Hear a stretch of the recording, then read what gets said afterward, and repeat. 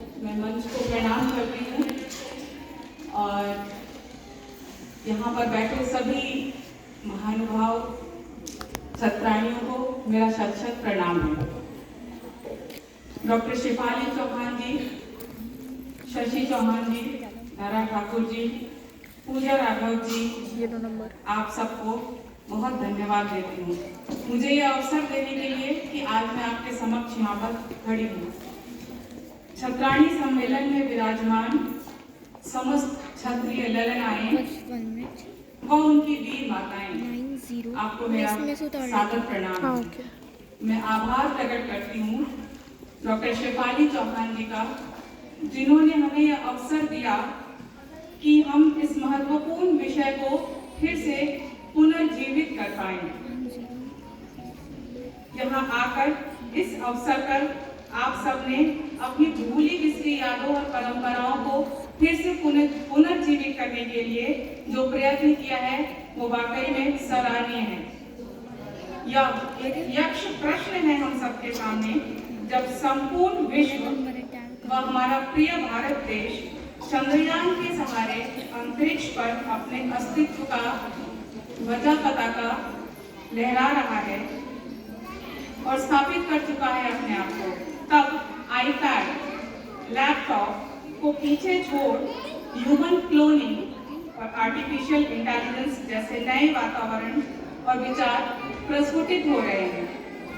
तो क्या औचित्य है वर्षों पुरानी क्षत्रिय परंपरा के प्रति अपना मान व समर्पण प्रस्तुत करने का? आइए आपको फ्लैशबैक में लेकर चलती हूँ। आपको कुछ महान ऐतिहासिक परंपराओं का पुनः स्मरण कराने के लिए मैं चाहूंगी आप अपनी स्मृतियों में ताजा करें रानी पद्मिनी जी को। जौहर के पहले अपने मानस पटल पर वह चित्र अंकित करने की कोशिश करें जब धोखे से राणा रतन सिंह जी को खिलजी ने कैद कर लिया था। गोरा बादल और मात्र 80 पालकियों चंद राजपूतों के सहारे खिलजी के गढ़ से रानी पद्मिनी उन्हें निकाल कर लाई थी। और एक दिन वो भी आया जब अपने आत्मसम्मान और बलिदान के अतिरिक्त और कोई रास्ता न देखकर उन्होंने स्वयं को समर्पित कर दिया अग्नि की उस वेदी पर। रानी लक्ष्मीबाई हो, रानी दुर्गावती हो, रानी कर्णावती हो या पन्ना धाय जी हो, जो क्षत्रिय कुल में ना पैदा होते हुए भी उन्होंने क्षत्रिय धर्म का बहुतों से अधिक और बहुतों से अच्छा निर्वहन किया है। इतिहास भरा पड़ा है ऐसी वीरांगनाओं की शौर्य गाथाओं से। परंतु आज के युग में किस प्रकार नई परिभाषाएं दें अपनी क्षत्रिय परंपरा को? हमेशा ये प्रश्न कहीं मेरे मनस पटल पे आता है। जब प्रश्न मन में आता है तो सहज ही कुछ चित्र भी उभरते हैं उसके उत्तर स्वरूप में। मैं देखती हूँ आज भारतीय सेनाओं में सर्वाधिक संख्या हमारे भाई बहनों की है। वहाँ आधुनिक स्वरूप में हमारी अनगिनत बहनें आज भी अपने वही छत्राणी धर्म का बखूबी निर्वहन कर रही है। देखती हूँ नवजातों को नव जीवन देते हुए अपने हाथों में सर्जिकल नाइफ लिए डॉक्टर शेफाली चौहान जी को,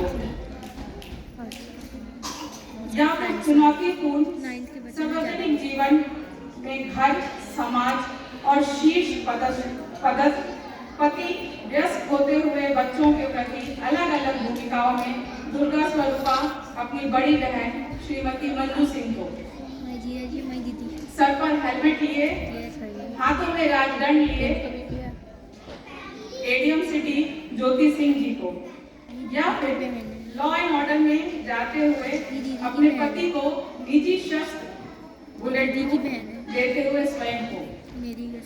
आप में से भी अधिकांश कई स्वरूपों में और भूमिकाओं में निश्चित ही सार्थकता के साथ अपने आप को सिद्ध करती चली आई है।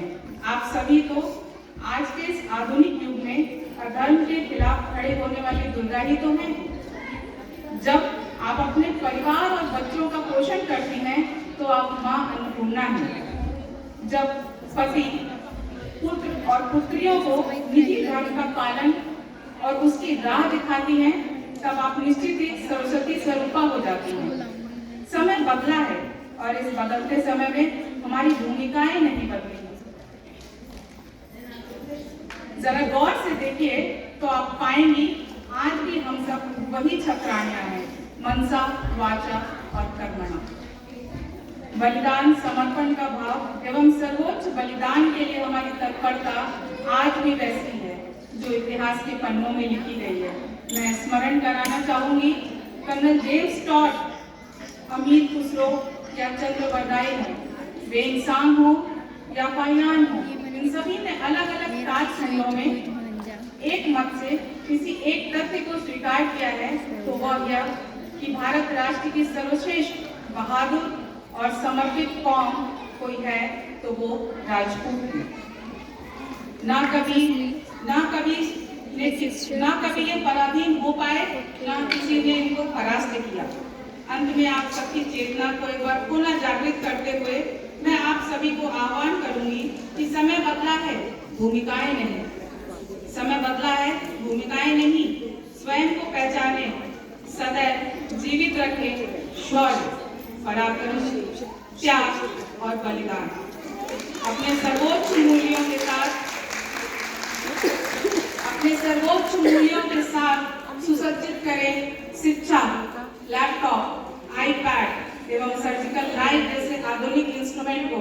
ये आज के आधुनिक शस्त्र हैं। और अंत में बस 2 लाइनों से बात खत्म करती हूँ। कुछ बात है कि हस्ती मिटती नहीं हमारी, कुछ बात है कि हस्ती मिटती नहीं हमारी, सदियों रहा है दौरे जहां दुश्मन है। Thank you.